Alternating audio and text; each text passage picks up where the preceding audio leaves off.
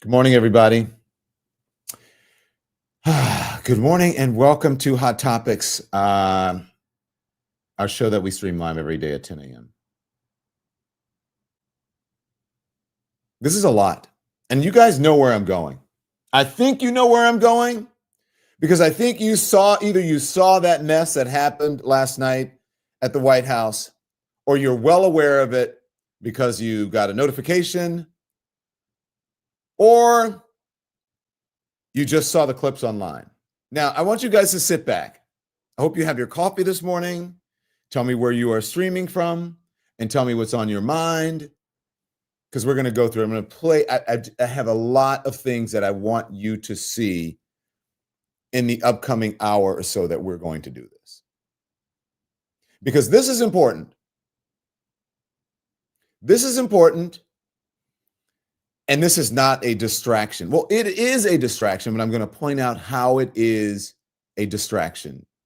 What you can do about it, if anything. And where are the Democrats right now? Going to plays, out at the movies, having dinner, signing autographs, some of them. But this is where we are. And I hope you guys are ready for it. Okay? I hope you guys are ready for it.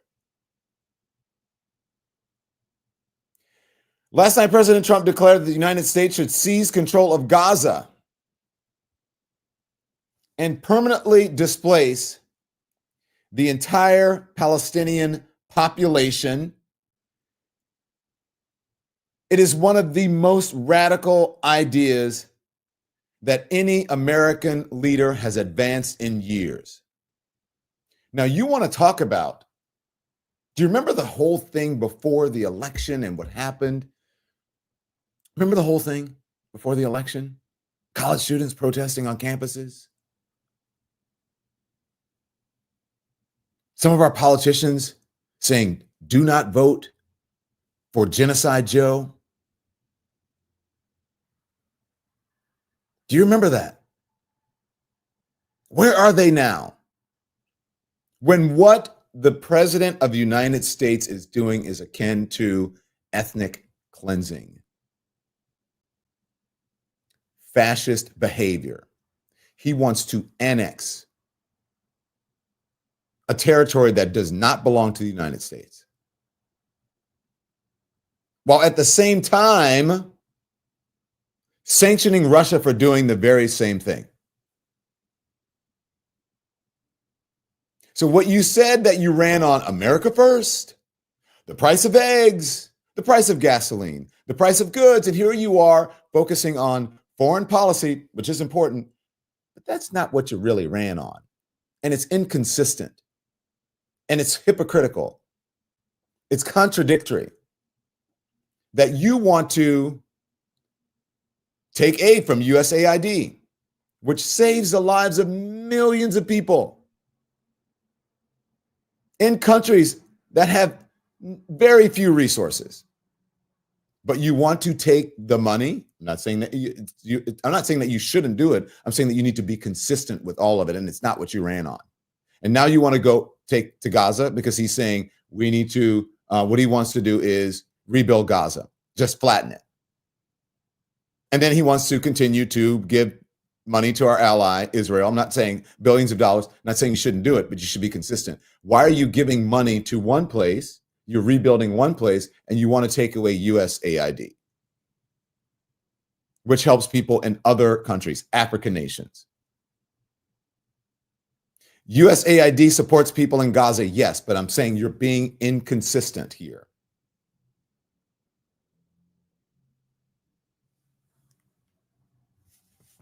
Why? What is going on? Rebuild Gaza, Melissa Dunmore says, for anyone but Gazans. It's disgraceful. It is. That's why I said it is akin to ethnic cleansing.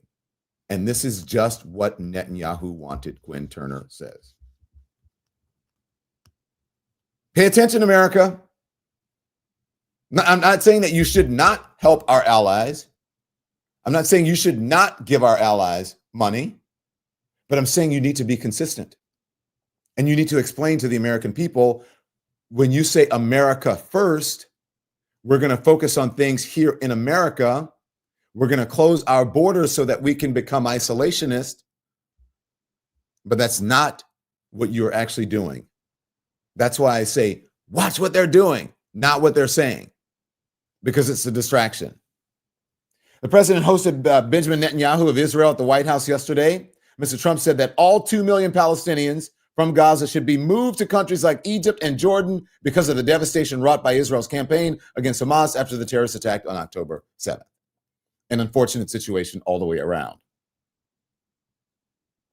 The notion of the United States taking over territory in the Middle East would be a dramatic reversal of Mr. Trump, who first ran for office in 2016, vowing to extract America from the region after the Iraq War and decried the nation building of his predecessors. We want to get you out of wars. We want to get you out of conflicts that involve other people, other countries. Again, no one said that he shouldn't do it. He's the one who said he wasn't going to do it. I'm pointing out the inconsistencies here. So don't think I'm anti anything. I'm just pointing out that you say one thing today and you say one next thing tomorrow, and you say whatever is politically expedient and whatever is going to line your pocket. In unveiling the plan, Mr. Trump did not cite any legal authority that gives him the right to take over the territory, nor did he address the fact that forcible removal of a population violates international laws and decades of American foreign policy consensus in both parties. I hope I have your attention now, because this is a place where we have real conversation and we're going to talk. Maybe some of you agree with my assessment or my take, so to speak, on this. Maybe some of you don't. Maybe you can convince me otherwise. But I think that this is inconsistent. And I think it's hypocritical. And I think it is beyond heartless to want to remove an entire population of people from their home. Especially when they have been saying that people want to come in and take their land. And now you are saying, hey, that's what we want to do as well. And we think you should go elsewhere. And he said it himself. I think the people who occupy it now should not be the people who occupy it in the future. Now, if you don't believe me, here's the president last night at the White House with Benjamin Netanyahu. Watch. The U.S. will take over the Gaza Strip, and we will do a job with it, too. We'll own it and be responsible for dismantling all of the dangerous unexploded bombs and other weapons on the site, level the site and get rid of the destroyed buildings, level it out, create an economic.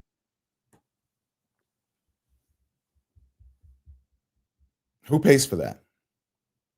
He wants to own it. He wants to annex land. He's obsessed with acquiring land. Remember, he wants Canada to become the 51st state. He wants to take over Greenland. And now he wants to take over Gaza. And who is going to pay for it? Remember, we don't have any money. We created a whole thing, meaning them. He's saying America has no money. They created a whole department, DOGE, to cut out all the spending. Who do you think is going to pay for that? Do you guys have a mirror? Amanda Belcher says, isn't that colonization? Is it colonization? I don't know, but I want to know who's going to pay for it and who's going to reap the benefits and the rewards. If you do it, by the way, this will take forever. This is important, but it's also a distraction. And I'll point that out to you in just moments. Let's continue. By the way, he says the United States, he wants the United States, us, to own it, which means he wants us to to become directly involved in the Middle East in a way that we have never been before. So if something happens there, we are directly in the middle of a conflict, a war that has been going on forever. Not just sending troops or money or whatever, it's going to be part of the United States. Make it make sense. Let's listen. Economic development that will supply unlimited numbers of jobs and housing for the people of the area. Do a real job, do something different. Just can't go back. If you go back, it's going to end up the same way it has for 100 years. What do you think of that? Maybe you think that's a good idea. Maybe you think it is a good idea to get involved this way. Shocking for everyone. The reporters were flummoxed. They were like, wait, what? And how much will the Trump family profit from this decision? Someone in the chat says. Detailing brings up a very good point. He will be out of the office long before Gaza is rebuilt, and that is the point. And this is why I'm saying, do not be distracted. We'll get there. Here are the reporters last night saying, wait, what do you want to do? Here he is. Thank you, Mr. President, Mr. Prime Minister. You are talking tonight about the United States taking over a sovereign territory. What authority would allow you to do that? Are you talking about a permanent occupation there, redevelopment? And Mr. Prime Minister, do you see this idea as a way to expand the boundaries of Israel and to have a longer peace, even though the Israeli people know how important that land is to you and your citizens, just as the space is inherited by the Palestinians as well? I do see a long-term ownership position, and I see it bringing great stability to that part of the Middle East and maybe the entire Middle East. And everybody I've spoken to, this was not a decision made lightly. Everybody I've spoken to loves the idea of the United States owning that piece of land, developing and creating thousands of jobs with something that will be magnificent. Everybody he's spoken to who would have a financial interest or who has a personal interest in this happening. Everyone I've spoken to, America first, what happened? Who, jobs for who is right? Someone in the chat says. Who? What is he talking about? Come on, guys, seriously.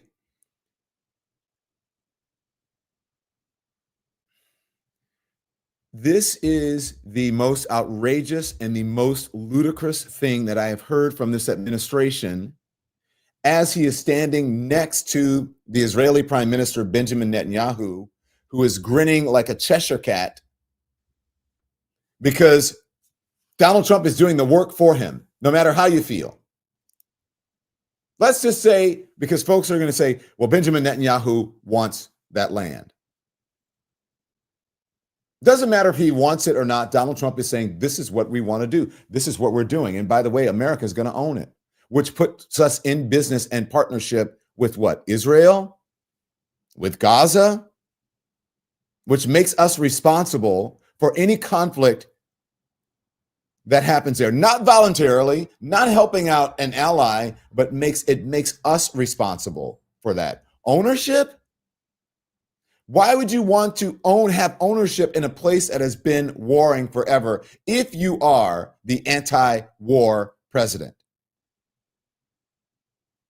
And what makes you think that you can just take someone's territory, take someone's land?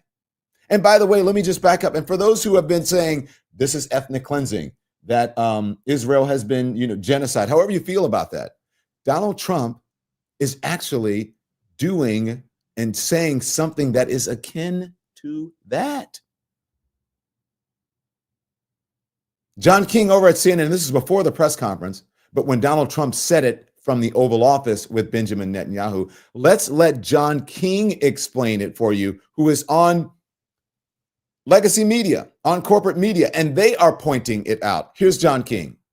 Was the President of the United States sitting in the Oval Office endorsing the forcible resettlement of Palestinians off their own land, off land that international law recognizes as their land, as land that the United States, until 2 weeks and a day ago at least, recognized as their land. And the Prime Minister of Israel, the state created because Jews were forcibly relocated, forcibly resettled, and then killed in Europe by Hitler, sitting there smiling, while the President of the United States is saying we should forcibly resettle a people off their land. Is it any plainer? Can you get any plainer than that? Any more clear? Thank you, John King. Can you get clearer than that? You cannot get clearer than that. I don't care how you feel about this. Some people may be happy and grinning. Oh my gosh, oops, this is great. This is happening. But it is wrong. It is morally wrong. It is morally wrong. John King said that yesterday, but someone in the chat says something I think is very important. Kenya G says, legacy media has been normalizing this, man. Kenny, you are absolutely right. I pointed out one thing and one person who said it after the fact, after they have been normalizing it 150%, but no one has been normalizing it here. No one has been normalizing it here on the Don Lemon Show or the Don Lemon channel. And this is why it's important that you support us. So make sure you hit the thumbs up. Make sure you hit the likes. Make sure you subscribe. Because over the past couple of days, I have to tell you, the subscriptions, they haven't been moving as fast as they have been. Still going. But I think people are just becoming exhausted. And you cannot be exhausted. You have to continue to support independent media because they're not going to say this. Maybe one person like John King will point it out, but they're not going to. It's going to be pretending that this is normal. How is he going to do it? What is he going to do? Not that this is wrong. This is disastrous. This is ethnic cleansing, akin to it. This is what it is. You are forcing people off of their land. This is insane, Lucille. You are ratcheting this up. What will other countries do? Will that make America a target? Absolutely. And by the way, he said last night in doing this and proposing this, I don't know if we have it. Do we have what he said about Iran? If we do, find it for me and then let me know. And if we don't, I will explain to you what he said about Iran. When I said we are going to draw other people possibly into this conflict and make America a target. That is the big possibility here and more likely than not. Yes, joy and peace. This is sick. This is where I'm telling you, you need to become upset. Does your hair need to be on fire? No. But do you need to be angry? Yes, you absolutely need to be angry. Do you need to reach out to your lawmakers and tell them, what are you doing? Yes. Is this where I'm going to reiterate to you that elections have consequences? And when people said, fight for democracy, vote for democracy, that's what they meant by it.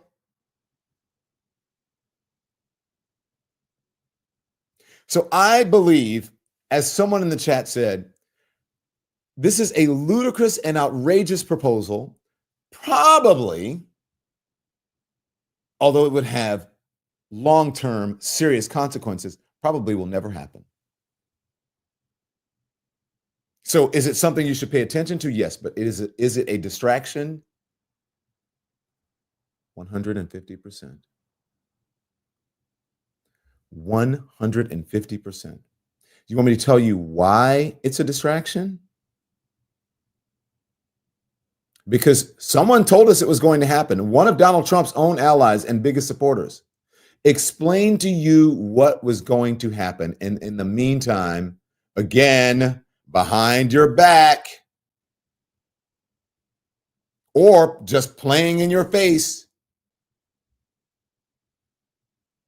They are changing the fundamental tenets and structures and institutions of America, changing the trajectory of the country in drastic ways while you are paying attention to something, as the person in the chat said, that will never happen before Donald Trump is out of office and probably doesn't have the possibility of happening. But if it does, you're not profiting off of it. Someone else is profiting off of it. But first to Steve Bannon, who told you what's happening. Here it is. I have the Ezra Klein piece with that in it. Yeah, that's it. Okay. Let's go. Ezra Klein. If you Ezra wanna Klein understand- over at the New York Times explains what is going on, the distraction, and what Steve Bannon told you. Watch. First few weeks of the second Trump administration. Go back and listen to what Steve Bannon told PBS's Frontline in 2019. The opposition party is the media. And the media can only, because they're dumb and they're lazy, they can only focus on one thing at a time. All we have to do is flood the zone. Every day we hit them with three things. They'll bite on one and we'll get all of our stuff done. Bang, bang, bang. These guys will never be able to recover. But we got to start with muzzle velocity. Did you hear that?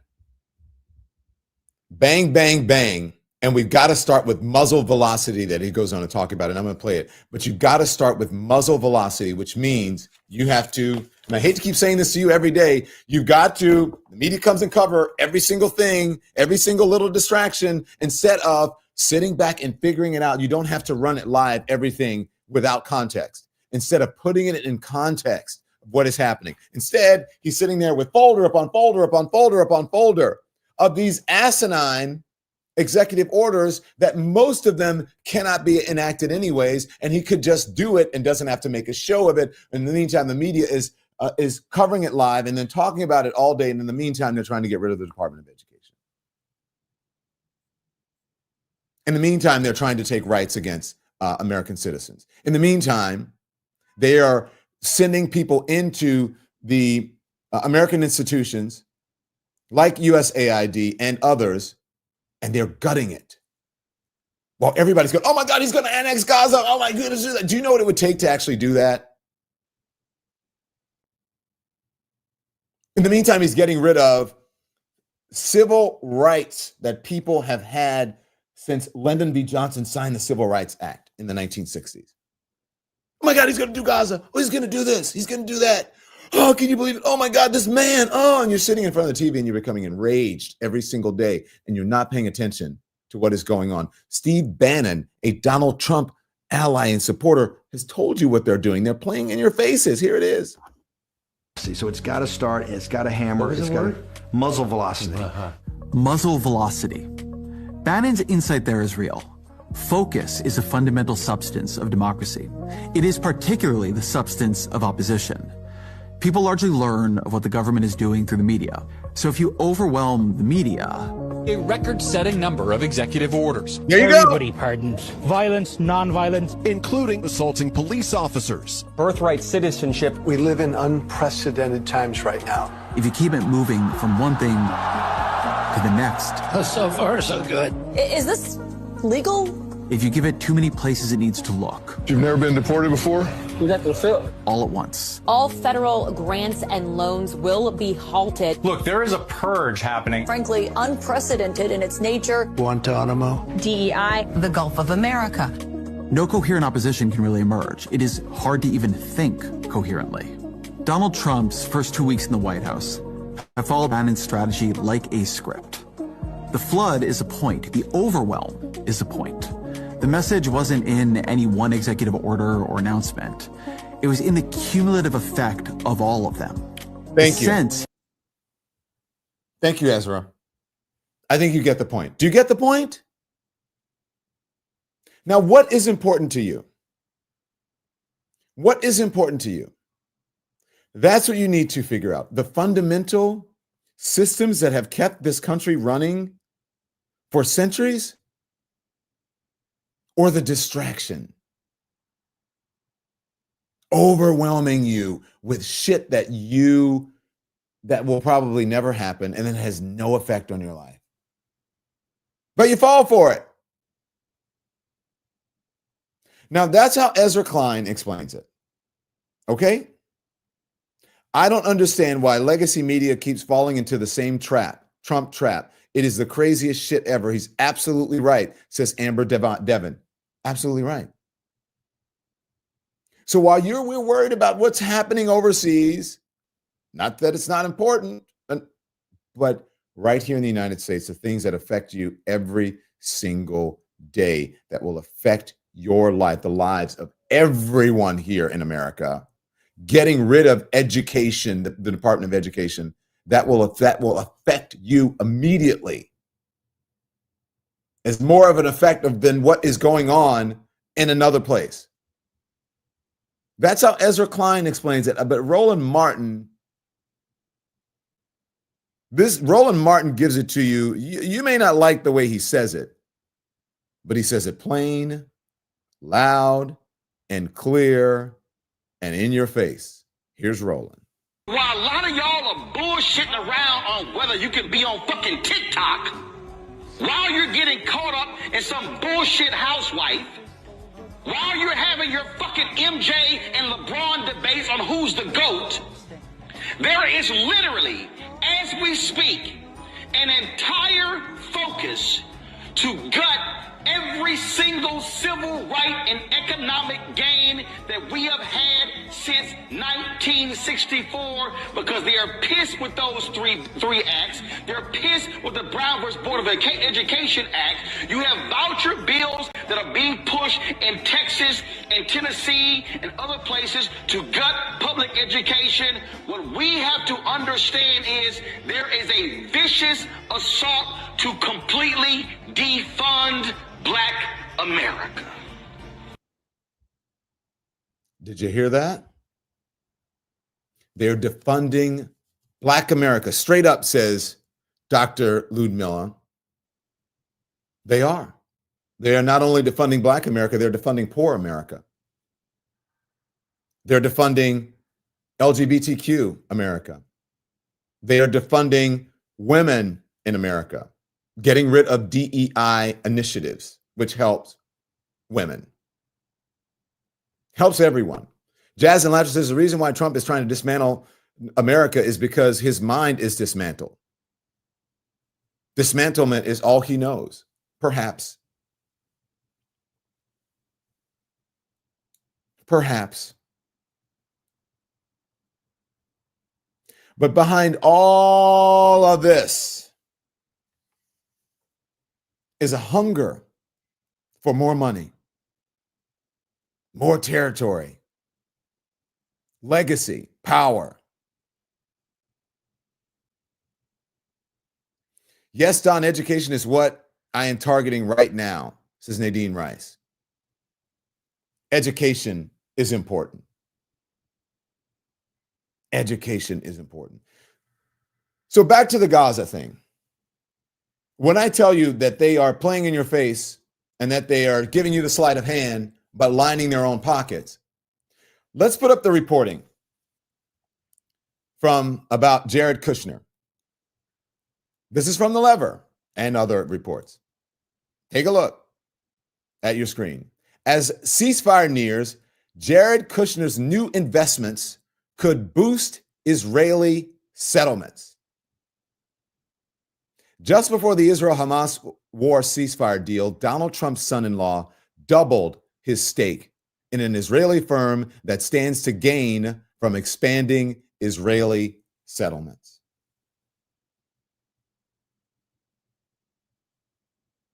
Jared Kushner, President-elect Donald Trump's son-in-law, and close confidant, on Wednesday doubled his stake in an Israeli financial firm that stands to gain from turbocharging Israeli settlements in Palestine just before the announcement of a ceasefire deal that Kushner may have helped advise on. Focus.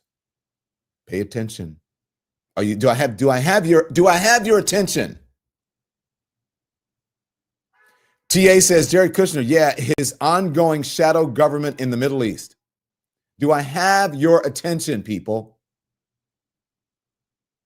Now, amid the potential wind down of Israel's war in Gaza, Trump's former top Middle East advisor and family member is poised to benefit from expanding settlement efforts in Palestinian territories under Israeli occupation, which are illegal under international law and are driving mounting violence against Palestinians in the West Bank and East Jerusalem. That is according to the reporting.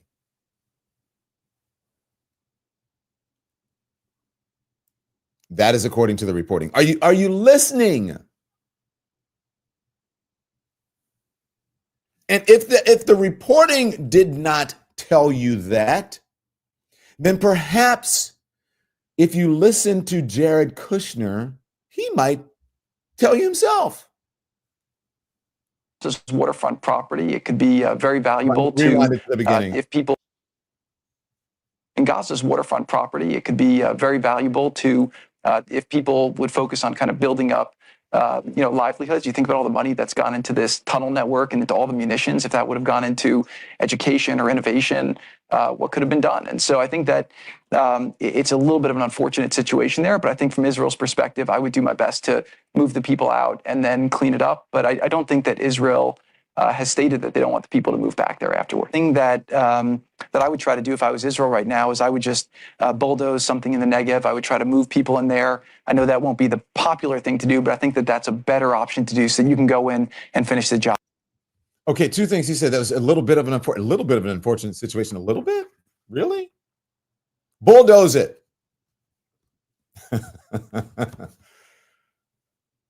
Bulldoze it. He's saying, I'm not saying that the people should move back in, but didn't Donald Trump say, I don't believe the people who are occupying it should be the people occupying it in the future? Jared said that some time ago. Folks told before, during the election. Yeah, double Dutch, 0301. Thank you for that. Are you paying attention? Now, you know, what I'm wondering is that the folks who were, remember, I always say, hey, guys, your allies may not always be perfect. Your allies may not always be perfect. They may not always give you exactly what you want. Why are you shouting them down? Doesn't mean that you shouldn't protest. Doesn't mean it, but why are you shouting down your allies? Why are you not voting for your allies? Why are you telling people to vote against your allies? Why, let me be more clear. Why are you telling people not to vote for Joe Biden? Why are you calling him Genocide Joe on college campuses? Why are you saying do not support and I cannot endorse Kamala Harris? You fucked around and you found out. That's what you did. Don't I have a headline or a tweet or something from the folks who are saying don't support Kamala Harris or whatever? Let's put it up. I'm looking for it right now. Why? How do you feel now? Are these college students now going to protest this? Are they now going to come out and yell? Because then there was no consequences, right? Because there was a Democrat in the White House who was not going to, or a person, whether it was a Democrat or Republican, Joe Biden was in the White House, and he wasn't going to, have them prosecute you. You felt emboldened because you had an ally in the White House, but you didn't think that it was. You had someone who you could at least work with, but you didn't, and you said, I'm not going to vote for them. I don't like them. They're doing this, and now what do you have? Are you going to protest that now? How do you feel about that now? How do you feel about telling people now not to support the person who would have been a better ally to you? Now, I can understand if you are directly involved and you have a family member who is in Gaza, you have a family member who is in the region. I get it. You are upset. I get it.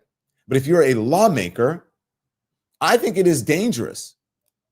I think it's dangerous for Rashida Tlaib to publicly say, I can't endorse or to publicly not endorse Kamala Harris. I think that is dangerous.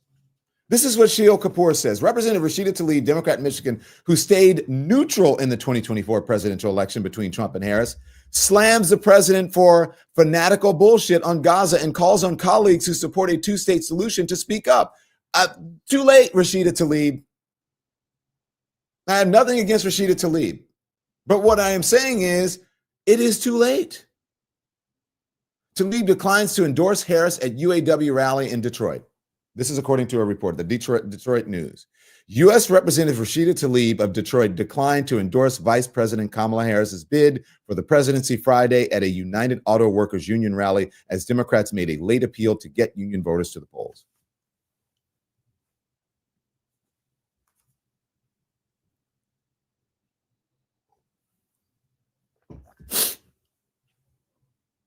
The Associated Press reported the breaking news. President Trump says he wants the U.S. to take ownership of Gaza Strip after resettling Palestinians in other countries.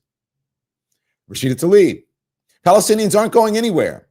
The president can only spew this fanatical bullshit because of bipartisan support in Congress for funding genocide and ethnic cleansing. It's time for my two-state solution colleagues to speak up.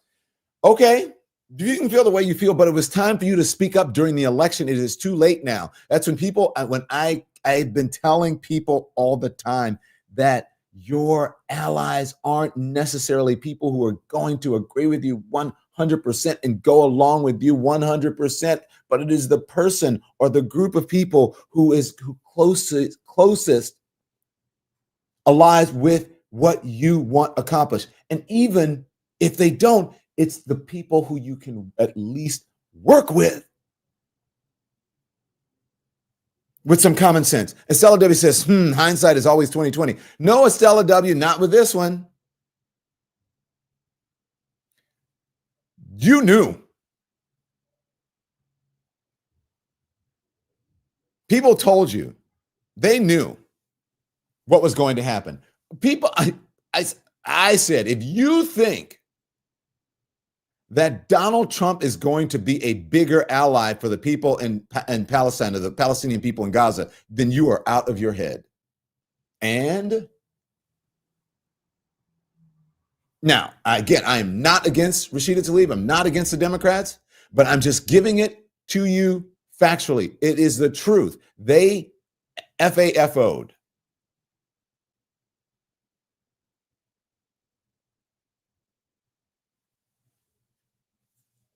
Where were you then, Democrats? Where was this energy? I love that you are out there now, but what is it going to do? What is it going to do now? What happens now? Where was this energy back in July, August, September? Where was this energy? Where was this dark, woke energy? Chris Murphy, who's now stepping up, is a rally where he's talking about what's happening with Doge and speaking out against Trump and Doge. Energy now. Where was it then? I like what he's saying. Let's listen. We don't pledge allegiance to the billionaires. We don't pledge allegiance to Elon Musk. We don't pledge allegiance to the creepy 22-year-olds working for Elon Musk. We pledge allegiance to the United States of America.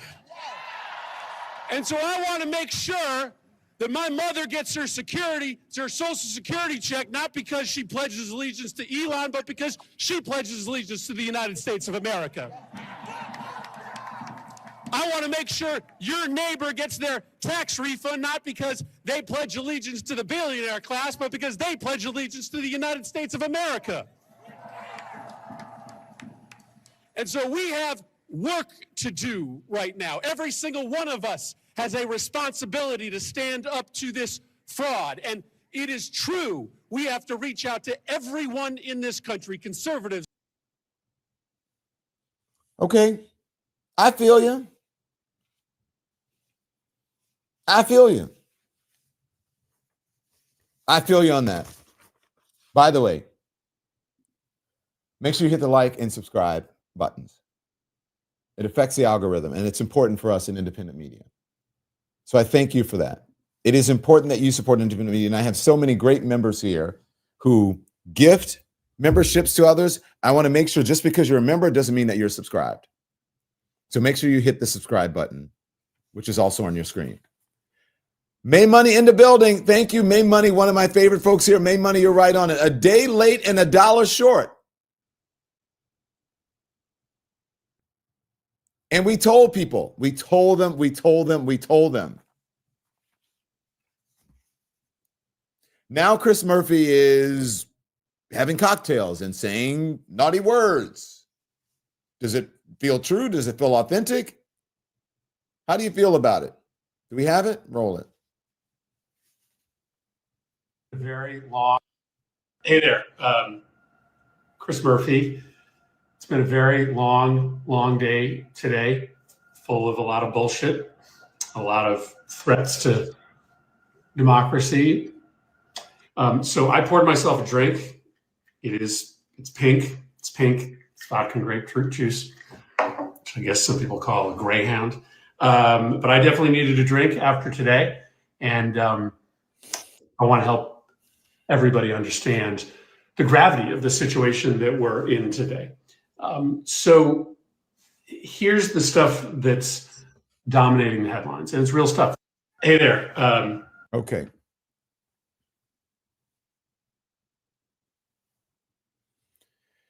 I like Chris Murphy. But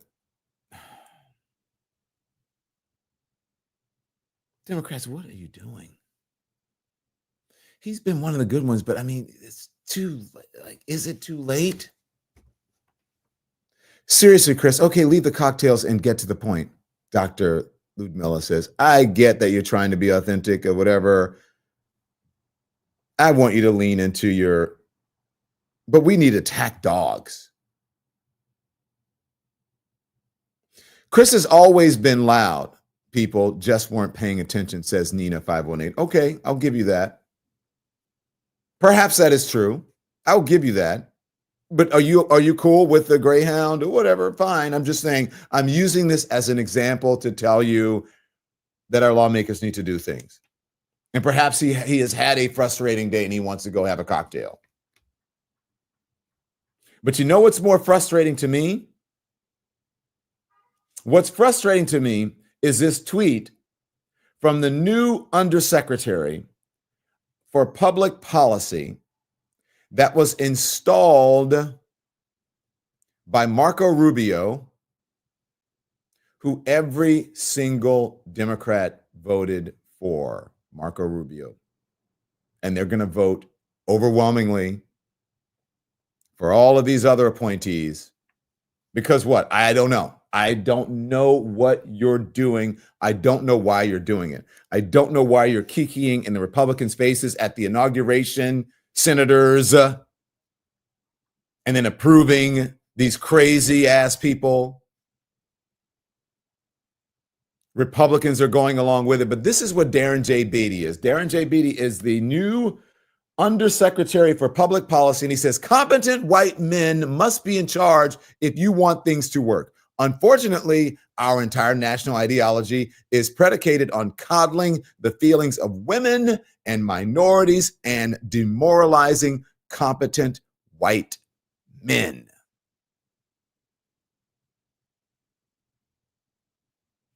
I think some of these Dems thought that this wasn't really going to happen. They felt safe in their bubble, says Shayla Johnson, but it did. And they're still going along with it, and they're still supporting it, supporting these nominees.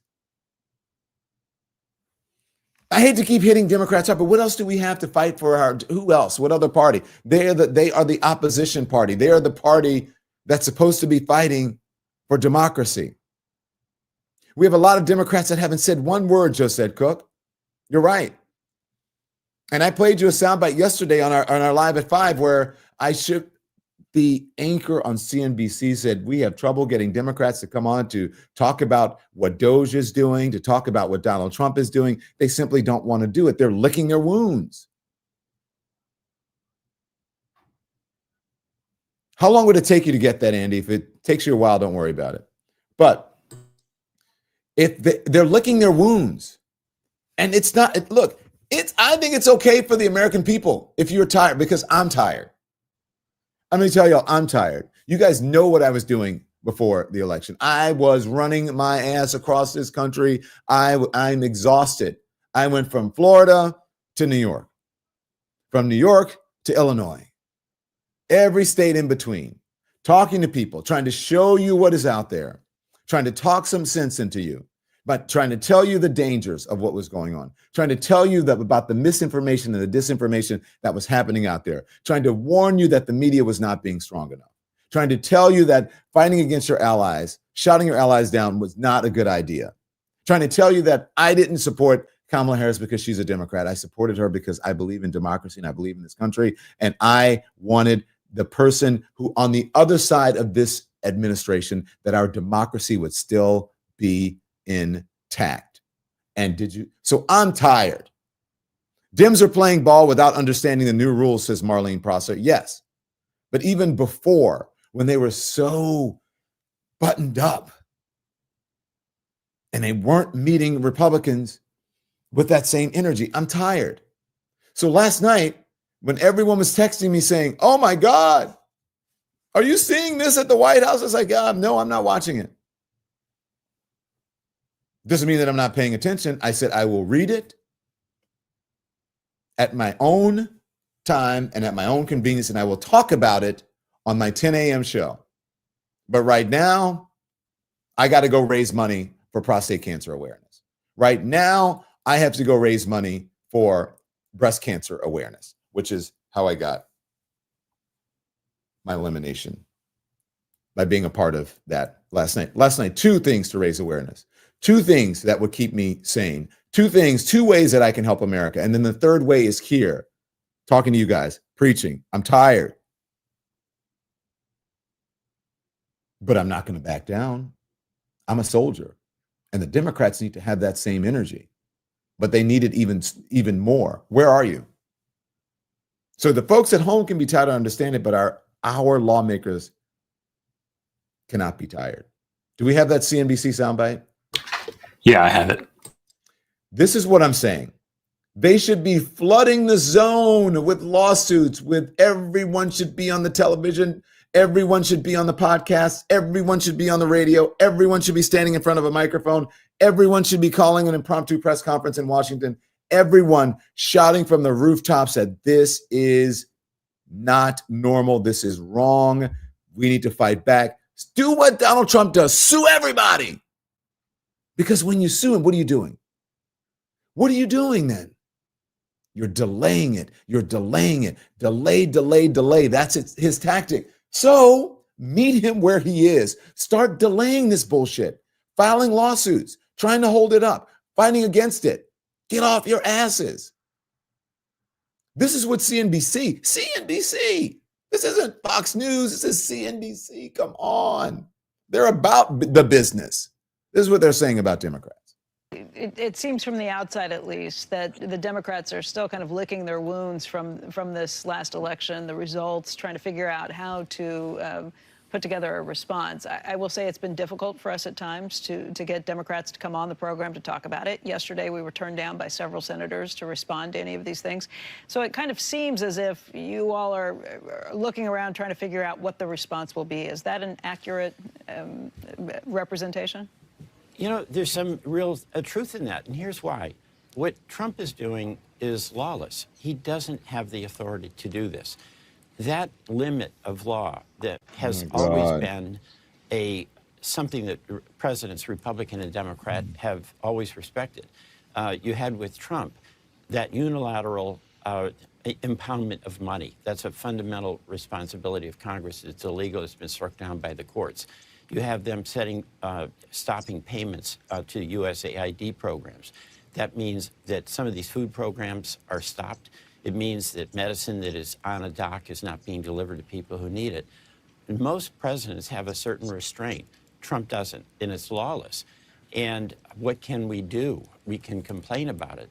But at the end of the day, there has to be respect on the part of the presidency for the rule of law. And Trump takes delight in bashing that down. So damage gets done, like on the USAID program. Okay. People killed Enough. when they go to work. Some restraint has to be paid on the part of Donald Trump. Donald Trump is not going to be restrained. What are you doing? Why aren't you screaming? You're telling people what they already know. They already know. They already know. What? Did anybody understand that? Did anybody understand that? What is your answer? I don't know why my Democratic colleagues aren't out here fighting, but there are some of us who are out here fighting. And if you are listening to me, you can fight too. I'm trying to tell them, I'm only one person. Call them up and tell them you need to fight against this. We need to be filing lawsuits. That's what we can do because it's obvious that Donald Trump has no restraint. Every single day you see that. So yes, while they have us on our heels, on our back foot, but that doesn't mean that we are down and out. And we're going to do everything. I think we need to start filing lawsuits. I think everyone needs to start making aware, the people of America, everything that is going on with this White House. And we need to focus and not pay attention to all the distractions. So yes, you're 100% right. Licking their wounds, I don't know why, because I can understand why the American people are licking their wounds, because this was stunning for many, many people. And they are surprised that their fellow Americans voted for this. But it should not be a surprise to lawmakers because we are supposed to be, they elected us. We are supposed to be the people who are fighting for them. When they're tired, we stand for them. When they're tired, we fight for them. And we are fighting for you, Democrats, and we're fighting for you people who don't believe in this MAGA bullshit. But give us a chance, and we're going to prove it to you. The president is supposed to have some level of restraint, and then when you take away this, and you're doing this, and then you're doing this in the press, come on. Am I wrong? You are effing around and you are finding out. It is not just Democrats who have effed around and found out. It is also the MAGA folks. And those are the people who are going to be most affected by when they get rid of the Department of Education and people are going to have to start paying for their kids' education. And that's going to be more money out of your pocket. I agree with you, Renee Shropshire. Amen. It's time to get into some good trouble. It is. That's what John Lewis, the late, great John Lewis. It's time to get in some good trouble. Is it time to take it to the streets? Is it time to take it to the streets? Are you listening to me? Is it time to take it to the streets? Do people have the backbone for that anymore? Is there enough cohesion and unity in this country to take it to the streets? To protest?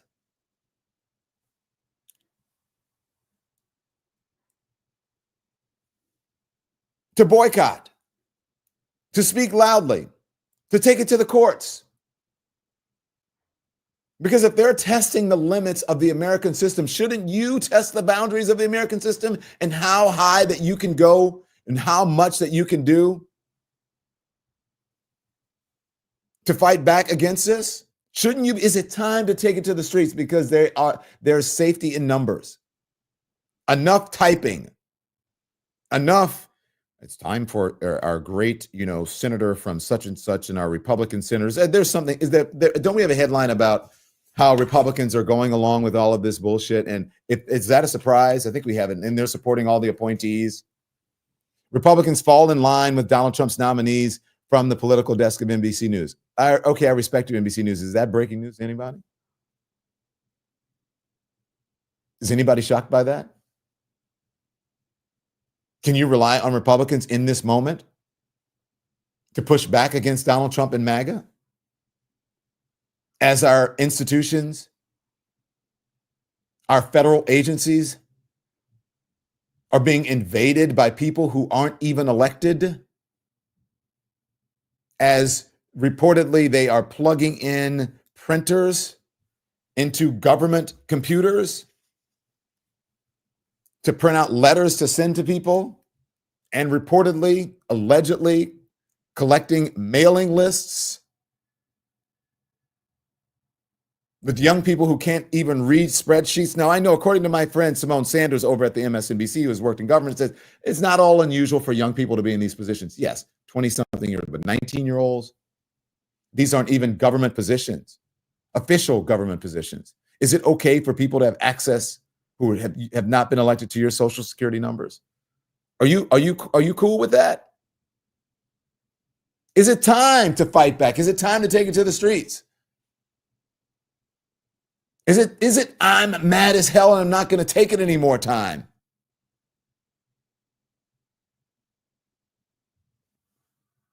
Is it I'm mad as hell, I'm not going to take it any more time? Because of the MAGA people, there are far more people of color in this country, women in this country, members of the LGBTQ in this country, people who don't want Gaza to be flattened in this country, people who don't believe that that is the best thing for Israel in this country. Then there are MAGA people who will go along with this. And perhaps it's time to get out and be loud and strong and proud about your opposition, because you would be fighting for democracy, not something that's frivolous.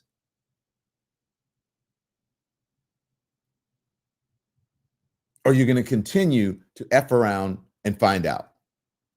And it won't just be the Dems who you are trying to own, the libs who you're trying to own. It is Donald Trump's own people who voted for him. Like this MAGA teacher in a red state who is now sad and shocked about the defunding of the Department of Education. Oh no! CNN analysis found the 15 states that most rely on federal funding for its public schools in 2022 all voted for Trump. And I voted for President Trump. I mean, you're an educator. You didn't vote for Trump eliminating federal funds No, here. I did not vote for that. I voted for President Trump to make America first again and to improve our lives.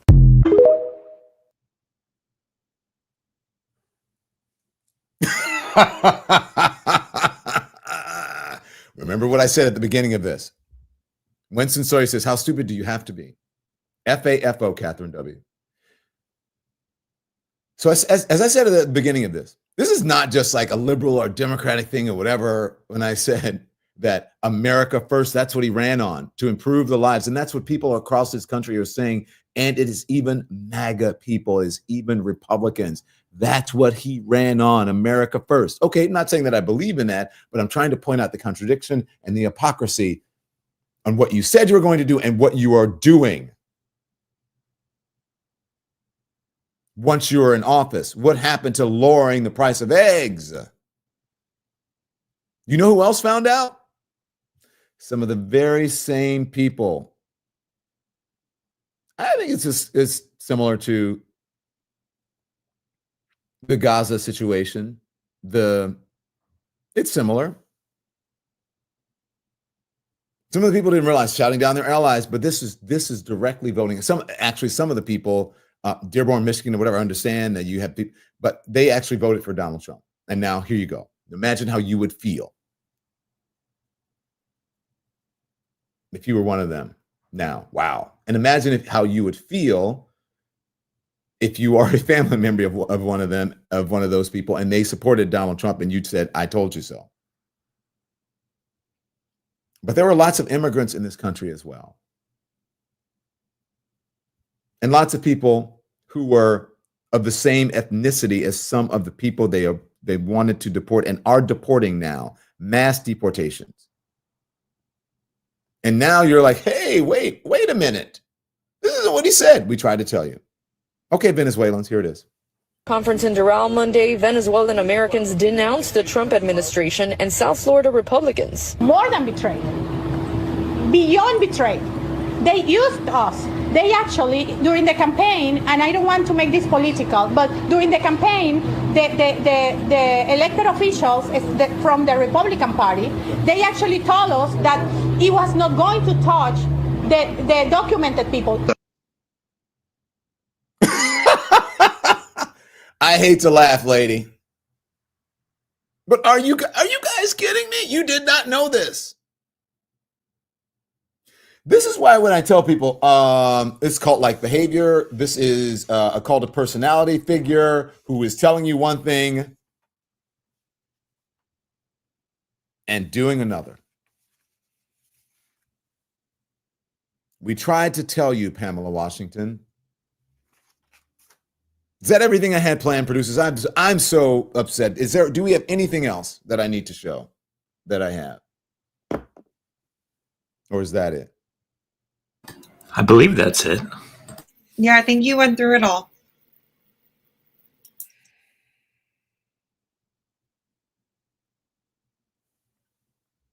Are you guys tired?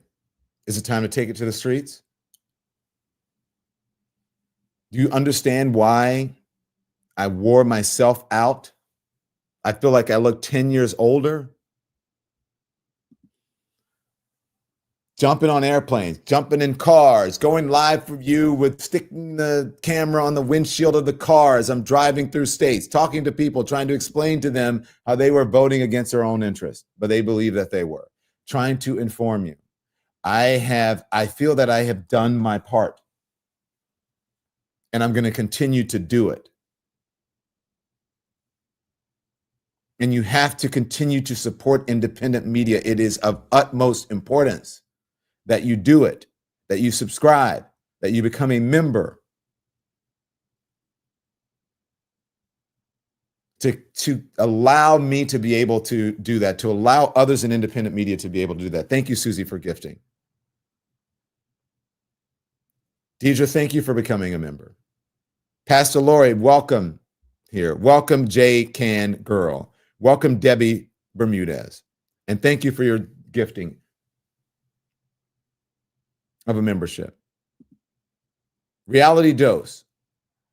I appreciate your generous support of independent media. Here's what Reality Dose says. Without publicly funded education, many parents will just raise uneducated humans. Remember, Trump likes the poorly educated. Now, I lied. I didn't lie. I forgot something. Thank you, Jane R., for gifting 5 memberships. So let me just talk to you. Thank you, Reality Dose. Thank you. Okay, let me ask you guys this. Do you guys have 5 minutes? Do you have 5 minutes? I'm going to wait to hear from you in the chat. Do you have 5 minutes? Do you have 5 minutes to pay close attention to me? Do you have just a few minutes? Can you gather and tell everybody, if you know someone who's a member of the Lemon Nation, can you text them? I'll wait. I'll wait because this is very, very, very, very, very important. Okay? You do. Can you text some folks?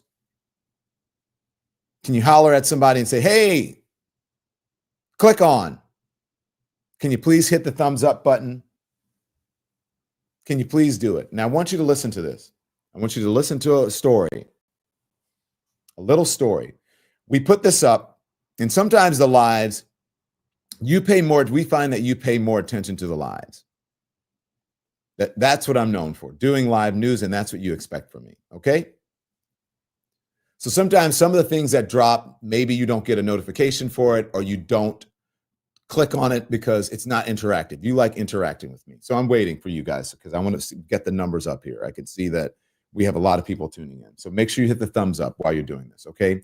I'm going to play something that we dropped. Was it yesterday or the day before, Nikki? I think it was yesterday, right? That we dropped. Yeah, it was yesterday. Yesterday. Okay. And I want to see, I want to get your reaction because it's important. If you've seen it, I want you to watch it again. Okay, Andy, I want you to roll it from the very beginning. I want you guys to pay close attention to it. It's about 5 minutes or so. Hit the thumbs up while you're doing it and like. Please watch. Here it is. And listen closely. Such an insane story, isn't it? A man launches a coup against the government. His insurrection fails and his supporters are injured, and some of them are even killed in the process. The criminal justice system attempts to hold him accountable, but he is ultimately swept into power on a platform of demonizing minorities and wokeness. Now, while he pits average citizens against one another, he buddies up with the titans of industry, some of the wealthiest people he can find. He inflames racist passions while getting rich beyond comprehension. Then he begins mass deportations. And then he opens concentration camps. Now, this may not be what you were thinking. I'm talking about a different autocrat here. Way back in November of 1923, an autocrat and his Nazi party led a group in an attempt to overthrow the German government. The plotters hoped to march on Berlin and spark a revolution, but the insurrection failed miserably. The Munich police clashed with insurrectionists as they marched into the city center, and the police ultimately killed more than a dozen of the autocrat's supporters. Now, the judges convicted him on the charge of high treason. However, they gave him the lightest allowable sentence of 5 years in a minimum security prison. Upon his release, he began to lean into his reputation as a voice of the common man. He would rage against so-called elites and the establishment. He said Marxists and degenerates were ruining his great country, and he needed to restore Germany's prior greatness. He found that minorities were an excellent scapegoat for the German people's problems. Jews, but also the Roma, homosexuals, and other marginalized people were easy targets. He harnessed this xenophobia and turned it into fuel for his political project. And then in 1933, a decade after his failed insurrection, he was elected chancellor. Immediately after he was appointed chancellor, the Nazis started the systematic destruction of free press, beginning with the expulsion of any journalists who challenged the party line. This was accomplished through a combination of force, political arrests, and exile. For the next few months, several newspapers were either consolidated or shut down in the name of nationalism. On October 4th of 1933, the Reich press chief Otto Dietrich helped formulate and pass the editorial control law, which placed all remaining press under government control and banned any non-Aryan undesirable from participating in journalistic activities. While the German people turned against one another and lacking the ability to get real information, he began to consolidate not only political power, but economic power as well. He surrounded himself with wealthy Germans, oligarchs, one could say, and banned trade unions and other progressive organizations.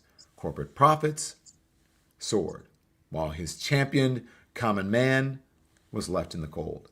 From 1933 to 1939, German wages fell significantly. The number of hours worked rose by 15%. Serious accident in factories increased, and workers could be blacklisted by employers for questioning their working conditions. All the while, the dear leader was accruing wealth. Reporting suggests from the time he became chancellor until his death in 1945, he received some 700 million Reichsmarks in corporate payments. That's well over $3 billion. As he grew richer, he kept Germans distracted by even more aggressively pitting them against each other. He passed the Reich citizenship law and a host of other decrees that made it so only people of, quote, German kindred blood could be citizens of Germany. He convinced people that degeneracy, or what you might call wokeness, was corrupting the minds of the German youth. Nazi groups would not only ban, but burn books in large bonfires.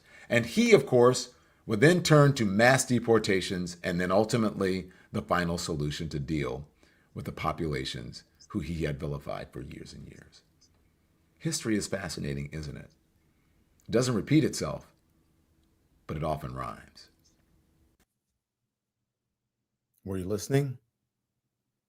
Now, I never said who that person was. I never said the name of that person on purpose there, so that you could make up your mind and you were not influenced about who it was or who it is and what was happening. I just wanted to tell you the story because is this not similar to America's story right now?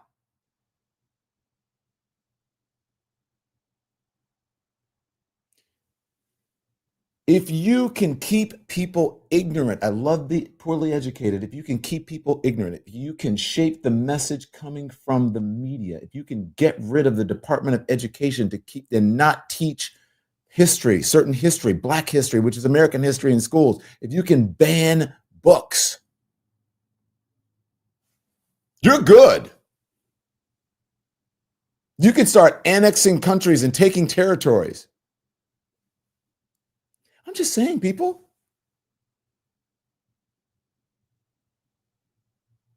Now, is anybody telling you this? Anybody else? Are you hearing this anywhere else? They'd be afraid. Oh my God, we can't do that. What the? Oh, that'll get us in trouble. Telling the truth, giving a true story, pointing out the facts without fear or favor. That's what we're supposed to do. That's not scary. That's the truth. The media should be fighting back aggressively against this. This should be a test for them. I don't care what you say or do. We're going to tell the truth. This is what we're going to do. But instead, normalization. You saw the clip from Ezra Klein. Is this real? Is this legal? Is it? We know it's not. You know it's not. Instead of that, instead of like, oh my God, this side, and what do you think? Let's hear the. No, this is not legal. It is illegal. We should be fighting back. Some things are objectively bad, just like it's objectively bad what he's doing in Gaza, and that it's akin to ethnic cleansing. This is fascistic behavior. It should not be something that you cannot say in the media. You have to point it out. That's why independent media is so important. That's why I'm here every day screaming. I am so tired, guys. But I'm going to keep going. And I'm going to keep going for you. So again, make sure you subscribe. Make sure you hit the like button. If you're following us, if wherever you're live, on the Instagram, on the Facebook, on the TikTok, make sure you smash the screen and hit the hearts. Did you guys understand what I'm saying? Did you get what I just put together for you? And if you saw that, go hit the heart on that. Go watch it. Go click on it. Sonia, you're right. Hate is one hell of a drug.